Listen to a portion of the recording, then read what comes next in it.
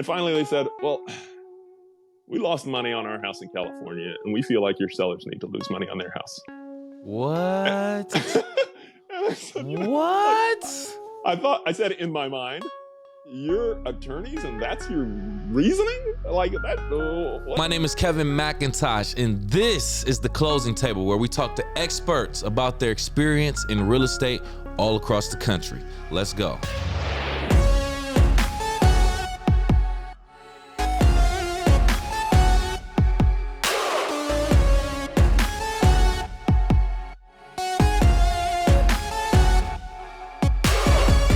Welcome back to The Closing Table. I am your host, Kevin C. McIntosh, and joining us on this episode, I can't wait to talk to him, another top producing real estate professional. We want to welcome John Fitz-Henley to the show. What's going on, John? Hey, everything's good. So happy to be here. Thank you for having me, Kevin. Absolutely, man. Thank you for accepting our invitation to be a guest on The Closing Table and pulling up a chair. Thank you so much. We appreciate that. Let's break it down, man. We want to talk about real estate in your market, and I'm excited to visit your market. But first and foremost, let's talk about you as an individual. I like to separate the person from the profession. So in 60 seconds or less, tell us who you are outside of real estate, please. Let's see. Husband of one, father of two. Lived in the Durham, North Carolina area for the past 21 years. Okay. I love to play tennis. Took that up about a year ago and really enjoying that. I'm 6'6", so I used to play basketball, but oh wow, okay. Had an Achilles tendon rupture, so I had to switch to tennis, where less chance of injury. And love movies, love real estate. But you asked outside of real estate, so that's what I'd say. Man, I love that. I love that. Cool. You don't look 6'6" in the camera. That's crazy. I would never assumed that. But okay, good. Obviously you would know sitting down, but all right, good. Love to hear that. So let's get into your real estate business, your model and everything. I just want you to describe your real estate business for us. If you are able to, please hit on a few key points: how long you've been licensed, your niche or specialty, and or any notable achievements, please. Okay, let's see. Got my license in 2009. My niche or specialty is I can work in any market. I'm very quantitative. I'm all about taking the emotion out of home buying. I don't try to sell buyers on, ooh, look at these granite countertops. Ooh, isn't this the right color of amazing gray? It's about, hey, as long as you like this house and you like that house, that one, we can get at a discount to its market value. Mm-hmm. And that's money you're going to be able to take, to help you retire earlier or to provide for your family. So I'm about helping people to buy low and sell high, to put it simply.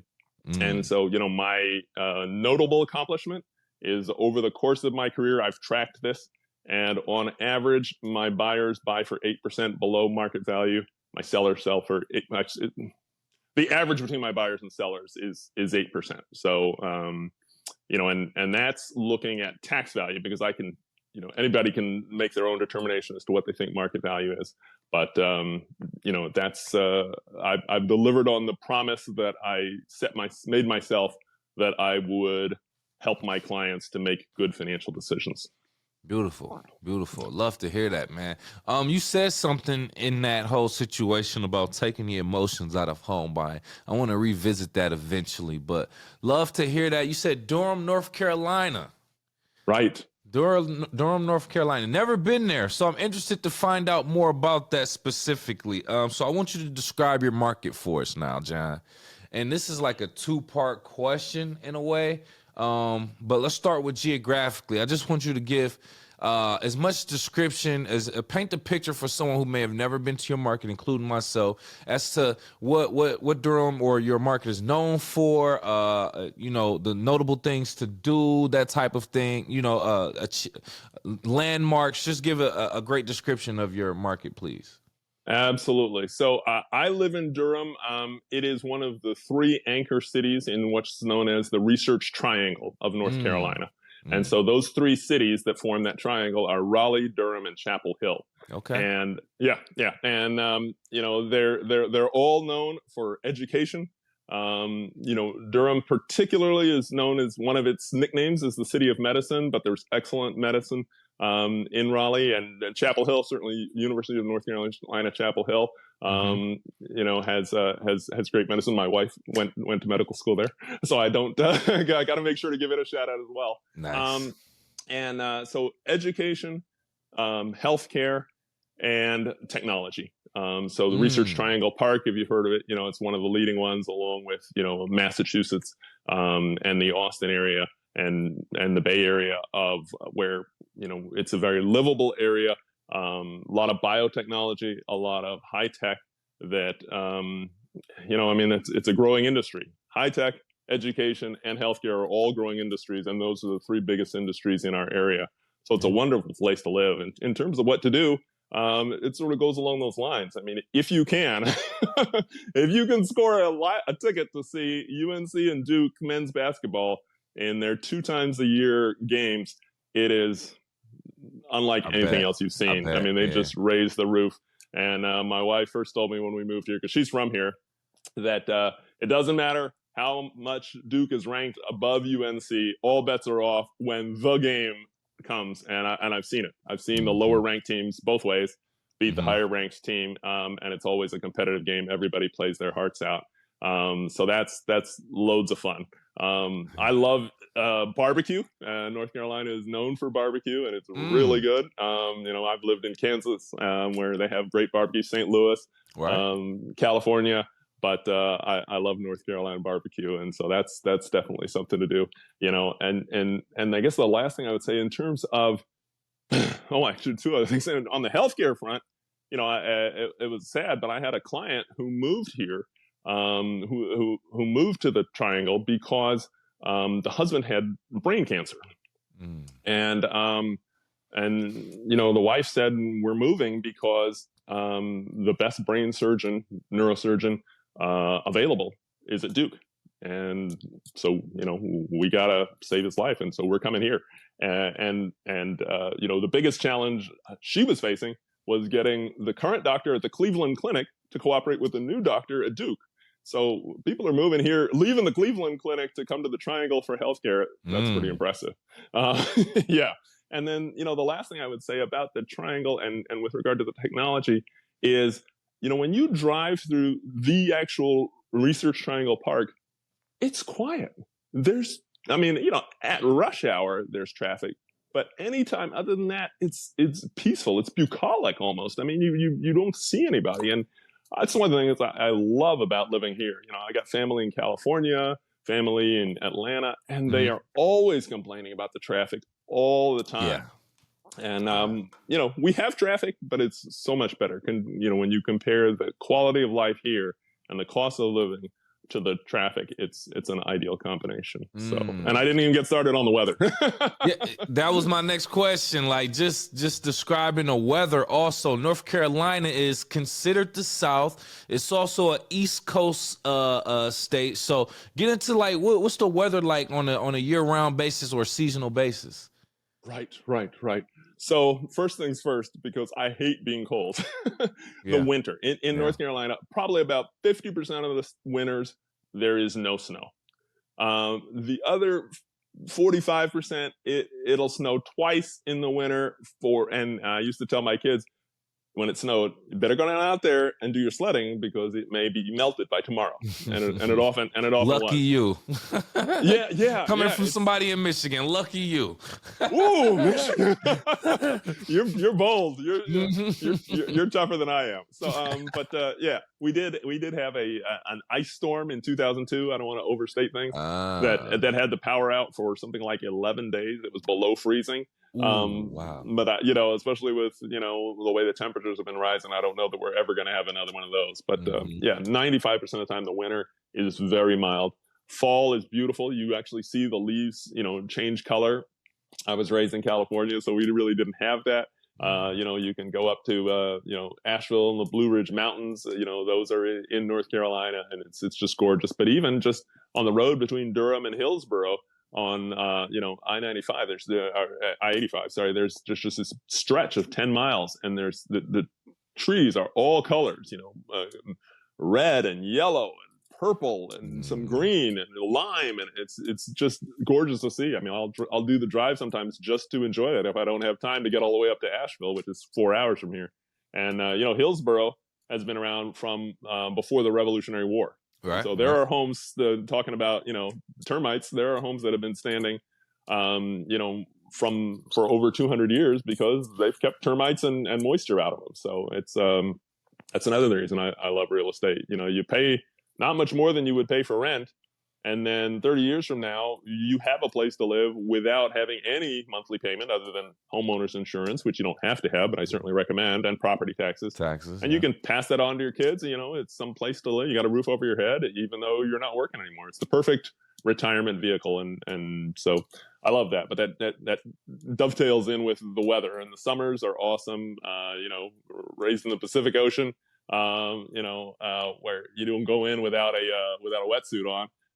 Here, in the summer, anytime starting in May through September, you go in the Atlantic, and it's almost like bathwater. It's just so warm and so nice. So it's great seasons here. Yeah. You gotta come, Kevin. Yeah, man. Yeah, we all have to make that a visit right there in the triangle of North Carolina. I said that right? The triangle of North Carolina. Okay, good. See, look, I'm talking a lingo now. All right, good. So let's talk about some of the economics in the triangle of North Carolina. So I want to get into, the specifics when it comes to real estate data.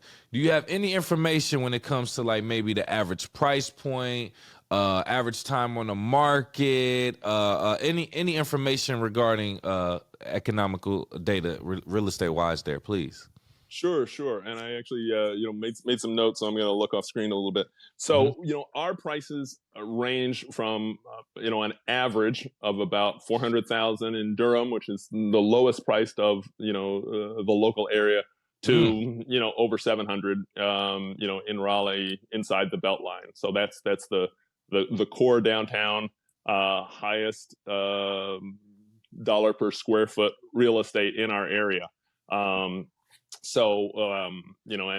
there we're talking about, about $360 a square foot. So, 2,000 square foot house, about 750,000. And that's an average. So, I had a client, they were looking at 6,000 square feet and they were looking at $2 million. And that was a couple of years ago. So it goes up from there. So I'm a student of real estate, so I know at one point, probably about 10 years ago, inside the city limits of Detroit, right, the average home price was less than $10,000. Yep. There you go. I hope you bought some real estate then. It's got to be well up from there now, right? I should have. Yeah, you're right. I didn't, but I should have. 100%. I've got some woulda, coulda, shoulda stories as well. I had in 2010, I had a client who was an investor, and we were looking at a property, and they were asking $20,000 for it. We got it under contract for $8,000. Wow. Yeah, I mean, this was when nobody wanted to live in downtown Durham, and the place was in terrible shape, and so we terminated and told the seller's agent, the listing agent they call it, but told the seller's agent we weren't interested. She said, "Look, I completely understand, but I got another property I'd like to ask you to look at. And if you will, close, as long as you close by December 31st, it was then December 15th, we'll sell it to you for $5,000. Wow. And this house was in good condition. I mean, a drug dealer was living in it, but but he was taking care of it. No, he wasn't even okay. I thought you said it was in good condition. Never mind. The house was in good condition, but he was doing his best to run it into the ground. But that house today, even if they did nothing to improve it, would be 150,000. So from 5 to 150. I know, right? Yeah. And that's, downtown Durham has come a long way. There's some, real estate that's selling for over, $300 a square foot now, which was unheard of back then. But there are still pockets that are not as high. And so, there are ways to get a deal. If you're flexible, and flexibility for buyers in this market, for sure, it's been a seller's market for ever since about 2015. Need to be flexible if they don't want to overpay. We're I forgot the question. You were asking about, the numbers. So yeah, Durham's on the low end, inside the Beltline of Raleigh on the high end.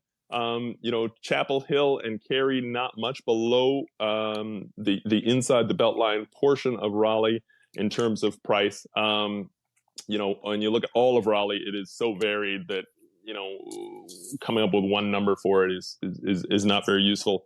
I also operate, just to make things extra complicated, not just in the triangle where I live, but in the triad where my wife has some family, and that is Greensboro, Winston-Salem, and High Point. They're about 90 minutes west of the triangle, sort of the mini triangle, if you will.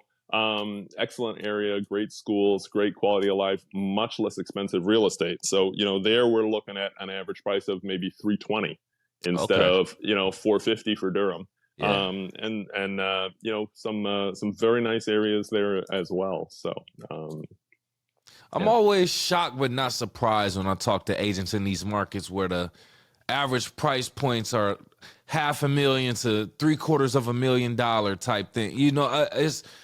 It's like I'm hearing it more and more, so I'm not shocked or surprised for real, but then it's like I get to talking to other agents in the Toledos and maybe some of the Pittsburghs, Detroits, where the average price point's $200,000, $300,000, and you can definitely find some homes less than $200,000. So to get back into those areas where it is actually like getting a little bit more pricey, it's interesting to hear why, and to hear the difference in the growth over the years, or even earlier this year. So how's the market changed since earlier this year?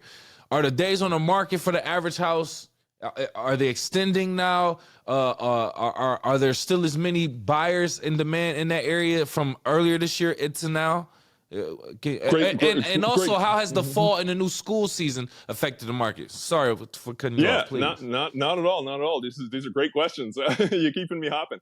So the market, it hit its low probably in 2012, and then it just rose and rose and rose until about 2019, and then COVID hit, and we thought, oh no, everything's going to crash. No, it went up even faster.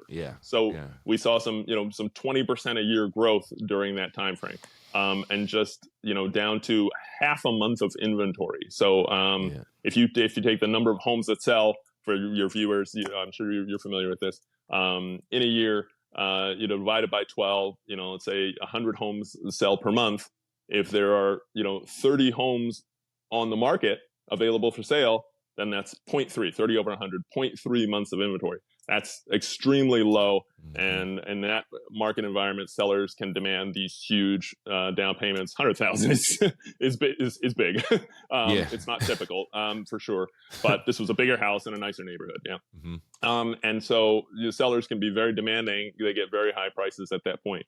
Once you get past about 3 months of inventory, it's a more balanced market. Sort of 3 to 6 is balanced. More than 6, it starts favoring buyers. And at the worst of 2012, there was about 11 or 12 months of inventory out there. And so, people couldn't sell their houses for a song, right? The one who offered me that house for $5,000. Yeah. So we went from, half a month of inventory in early 2022. We're now at 1 to 1.5, on the high end, 2 months. So it's still a seller's market, but it's not crazy where people are offering $100,000, literally sight unseen. They had not been inside the house of non-refundable deposit for this house.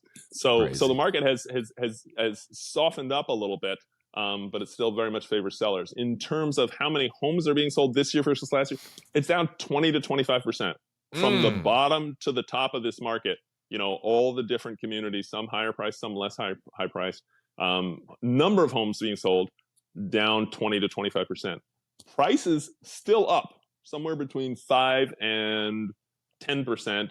Interestingly, inside the Beltline, that very exclusive area, the most expensive real estate in the triangle, that's up 16% over last year. The prices, despite the fact that interest rates have almost tripled. I know. That's crazy.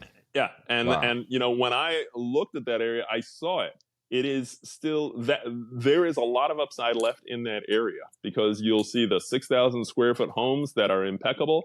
And right next door, you'll see, a 1,300 square foot Rambler with a 1-car garage or no garage.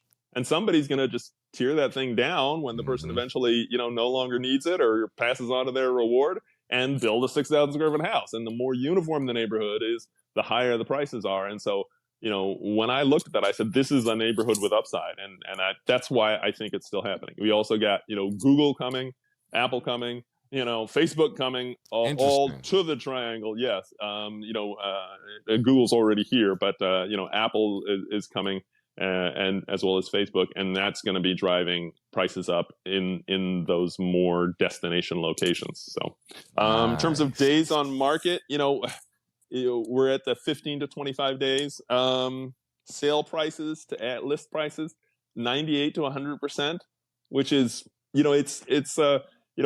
people say, that this is the South. It's sort of the South light, right? This is the northernmost southern state. I agree. And what I love about that is all the best things about the South it has.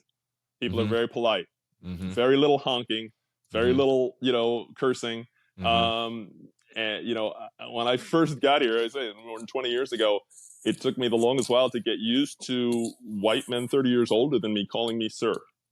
And that's because, especially in the big cities, I'm not gonna lie. In the big cities, it's much more cosmopolitan, and people work very hard to be polite. And it's beautiful. It is beautiful. To hear so that. Yeah. In terms of the future for the triangle, I think it's very bright. I know that work from anywhere, work from home was all the rage during COVID, but I think that Pandora's box has been opened as far as workers are concerned. We got low unemployment. Workers have a lot more power than they used to, and so if work from home is workable, it's going to happen. And when that happens, people move from high-cost locations like Boston and New York to lower-cost locations, which the Triangle is. I hear you. It's more expensive than Toledo and Detroit, but it's less expensive than those other places on the Eastern Seaboard.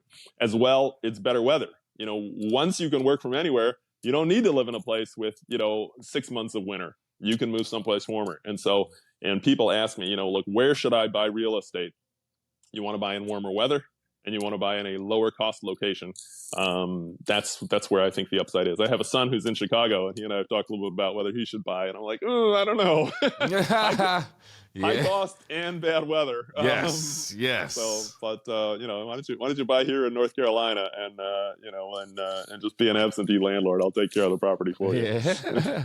I was just in Chicago a couple. Might have been last weekend, just celebrating my son's birthday. But great town. I love it when the weather's great, but when the weather is fall winter time, it's a whole nother conversation. But I 100% agree with that, and I get it. Buy low in low cost areas. Still nice areas, but then when you can get some decent weather where you're not out there breaking your back shoveling snow, 6-7 inches of snow, I 100% get that. But great for giving us that information on the Triangle in North Carolina and painting that picture for us. I appreciate that, John. I want to talk a little bit more about your experience personally dealing with transactions in real estate.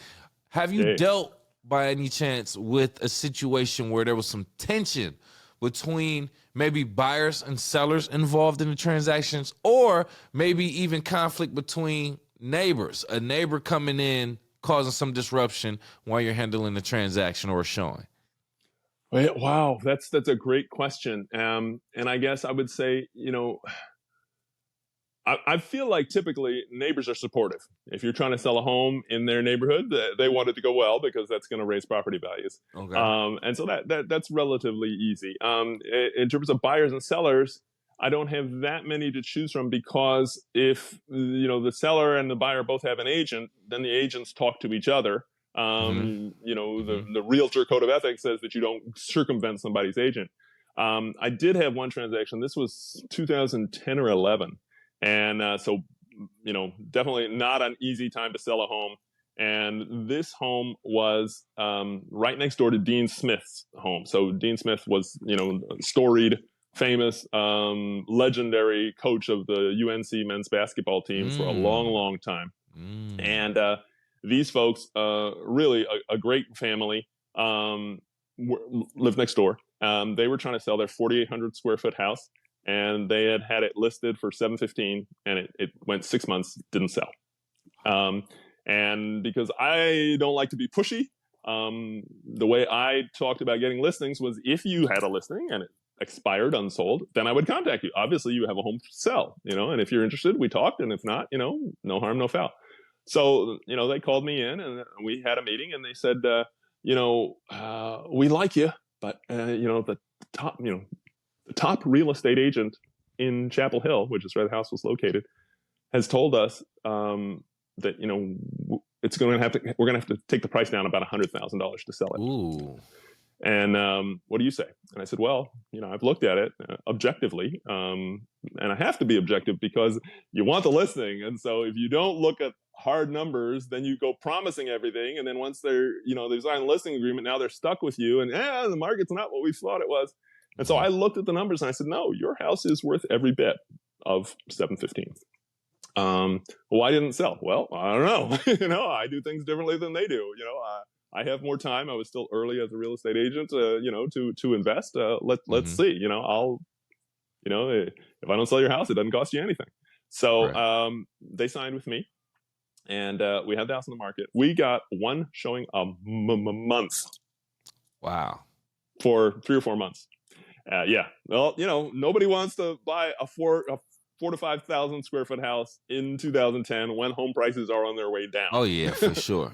Right. I mean, it was a well-built house, very good looking. Could have been a little brighter paint on the outside, but whatever. And so the first offer we got, wouldn't you know it, was from that same agent. And she said, so I have buyers and we want to make an offer, but before I tell you the offer, there are 2 conditions. 1, it's going to be low. And two, you promise not to get mad. And I could just hear her say, like I told your sellers, because obviously she remembered these folks. Yeah. And so I said, well, let's see the offer. I'm not going to get mad. Low offers are not offensive. It's a typical, trick, I think, of real estate agents. Oh, we're not going to dignify that response. It's not like the offers are put in a public registry. Somebody gives you a low offer, just say no. I mean, obviously, if you're going to go, in this market, which is very much in favor of sellers, and a buyer wants to go and offer 50% of the asking price, I mean, that's not gonna get them anywhere, and then you're just wasting everybody's time. But if a home is overpriced, I have no problem offering under the asking price, including well under the asking price. So at any rate, so I got the offer. I took it to my sellers. We talked about it. And they said, what do you think? I said, I think you should say no to this offer. She says, yeah, but well, I'm getting ahead of myself. So I talked to the buyer's agent, and I said, why do you think this home is only worth the low 6s? And she said, well, there was this development that went in over there a few years ago, and the homes didn't sell, and ever since then, that area has been blighted. This is the area where Dean Smith owns his home. Okay. Okay. I don't know about that development that you're talking about, but it's certainly within the circle that I considered relevant for this property. And I don't see that it as having driven down home value. So I disagree. And I said, why don't let's just agree. Which neighborhoods do you think are comparable? And she gave me a list of them. And I said, okay, so I'll just pull, and we agree that bigger homes sell for more, right? She says, yes. So I'll just pull all these sales in the past year, and I'll just put them on a little graph and draw a trend line through it, and let's look. And you look, and based on those neighborhoods, this home is worth over $700,000. And you're saying only low 6s. And she says, well, those aren't the right neighborhoods. And I thought to myself, you gave me this list. I said, okay, which ones are the right neighborhoods? She X'd out a few of them, and the home value went up another $10,000. And so she's like, at that point, she sort of threw up her hands and said, look, why don't I just let you talk directly to my buyers, which is her prerogative. Okay. And if she gives me permission, I can do. So I talked to the buyers, and I said, you're offering sort of a low price here. And they said, well, we don't really have to buy that house. We got 4 or 5 other houses we're interested in. So I'm not trying to have you overpay for a house. I have a program. I wrote it myself. It works very well. I'll run the numbers on all 5 of the properties, and I'll tell you what they're worth, and you do what you want. And obviously, if it says, mine's the best one, then it will imply you should buy mine. But if you find another one that's a better deal, go buy it. I'm not trying to get you to overpay for anything. Right. And they said, no, no thanks. We don't want to do that. As if, I don't know what they thought. I was going to go buy up the other 4 or something. So they had to buy me. So, finally we sort of talked about it. They said, we don't want to look at any comparables, more than 3 months old. And I had to explain to them, look, in this area, 4,000 plus square feet, there are not a lot of comparables. Plus, home prices are only dropping 3% a year. Now, they came from California, where home prices over that same time frame had dropped 40% in the past year. Woo. So you understand why they don't want to look at a comparable more than 3 months old, because, that would overstate the value of the house. Right. But because of the strength of, the tech market, the healthcare market, and the education market, it's not that we didn't see any suffering in the triangle. Homes sold more slowly, but prices didn't crater. Okay, in downtown Durham at that time, which had a lot of problems, prices were exceedingly low. In Chapel Hill, they didn't crater; they just took longer to sell. Downtown Durham is now, a destination. It's really come a long way, and it's really beautiful. Lots of great things. The Durham Performing Arts Center came in, and nice. It's had Lion King and Broadway shows, and it's just done wonders to revitalize that downtown area, as well as, the redevelopment of the tobacco factories into, eateries and all that. So, prices didn't collapse. And so I told them these numbers. I said, look, you can look this up in the OHFEO's database, which is the oversight organization over FHA and Fannie Mae. This is the biggest database you can find. And says your prices have been dropping 40%. Ours have been dropping 3%. So we need to look at more than a year. So finally, they couldn't use that argument, and I had given them comparables, and they just didn't want to accept them because they wouldn't support this, $600,000 price they wanted to offer for our $700,000 listing. And finally, they said, "Well, we lost money on our house in California, and we feel like your sellers need to lose money on their house." What? And I said, what? I said in my mind, "You're attorneys, and that's your reasoning? Like that? What sort of logic is that?" That really came out of their mouth. They said that with their mouth and the words? Well, nobody likes to lose money on real estate, right? You are attached emotionally to this house. I've raised my kids in this house, and we're going to lose money. It was traumatic for them, but that doesn't mean we should lose money. Correct. Right. So wow. I said, well, I appreciate your time. Thank you. I went back to my sellers, and I said, this is the offer. And they said, what do you think we should do? I said, I think you should turn it down because it's low. And she said, yeah, but will we get another offer, John? And I said, I don't know. I can't guarantee it unless I'm going to buy it. And I already have a house. I'm not going to buy a house. I know. But I would tell you everything I know about this market tells me we should get a higher offer. I would bet my commission on it because that's what I'm doing by telling you to turn down this offer. So they trusted me. We put the house back on the market. Less than 2 months later, we got an offer. We negotiated. They sold for $689. There we go. Yeah. So yeah. It's one of those rare transactions where I was dealing directly with the buyer instead of the agent, and that agent is still a very successful agent in Chapel Hill. But I'm less interested in being the agent who does the most transactions. I want to be the agent who does the most on their transactions. Right. Good stuff. Good stuff. Yeah. So my motto is dedicated to being the absolute best consultant in triangle real estate. And as long as I give my all on the transactions I'm on, I feel like I get great recommendations, great word of mouth referral, and that gives me all I need. So I don't need the biggest, just the best. Man, well said, like a pro, John. First and foremost, man, I love that whole scenario. But something stood out to me in that also goes back to what I want to initially bring up. You mentioned the fact that there was a lot of emotion obviously attached in their previous transaction and then the current transaction that was going on with the sellers or the buyers, I should say, in that situation. Right. So earlier you also mentioned you like to take the emotions out of home buying.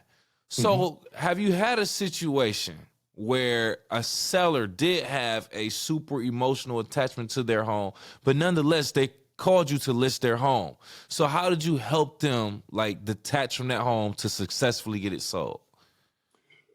Yeah, So I had one where the mom was very artistic, and she had painted a beautiful mural Mm-hmm. on her kid's wall with a bright green background. It was sort of a jungle motif, and then animals all over the walls, Yeah. and it was beautiful. But the most demand is where most people's tastes are. And so, the best thing to do on that is to just paint the wall. Yeah. And of course, the kid was invested, the mom was invested. I'm like, oh, why don't we do this? I will be happy to film something, 360 degrees around so that you can always go back and look at it. But, when I first put it on the market, they insisted that we have photos of that room. And this was also at a difficult time. And at some point, I just exercised my prerogative and took those photos out of the listing, and our number of showings went up. And it was at that point that the husband sort of said, "Okay, we're going to paint that room. Keep those photos out until we paint the room." And there it was, because they needed to sell the house, they wanted to sell the house, but nobody wanted to hurt anybody's feelings. So that's how we got around that. That's pretty sharp right there, and that's a great example, because I mean they put in this work into changing it, into having this vision for it, and now they want to show it off to everybody, think everybody's going to be impressed when that's not the case. Right, and it was beautiful, but not taking away from it, I want to get your thoughts on this. What are some common notes or issues that arrive from a title report after doing like a title search on a home that are important or misunderstood? Great question. I'm going to qualify my answer by saying I'm not an expert on this. In North Carolina, all real estate transactions have to be closed with the assistance of an attorney. So the attorney does the closing, and ensures that the bank's requirements are met before the funds are disbursed. The attorney also does the title search. And so because the attorney's involved, I don't need to be an expert. Right. My question for the attorney is the title clear? And if the title's clear, on we go. If not, we got to get the title cleared. So, one transaction though I had, we looked at the property, and it looked like the yard, that the property boundary stopped before we got to the street. Now, now as long as the city owns the street and the front yard and doesn't have a problem with the homeowner using the front yard, I can say, yeah, you can use this front yard. But usually you own your front yard. Usually you own the access to the street.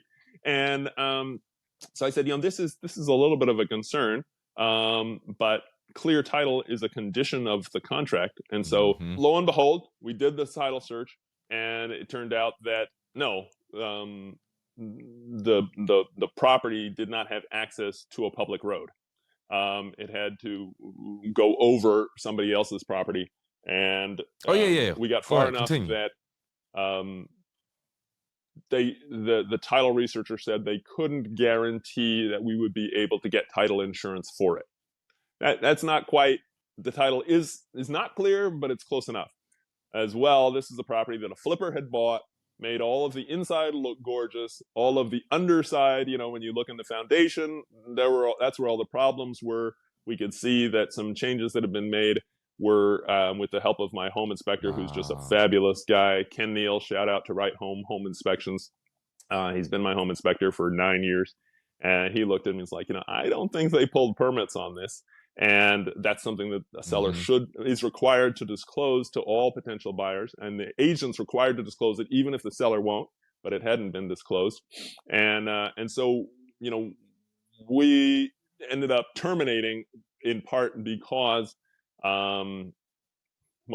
because of concern about the title being clear, concerned about what we saw in the inspection. My inspector also pointed out, hey, so, there's the funnel to what probably is an underground storage tank, but because we terminated, we didn't, go any farther.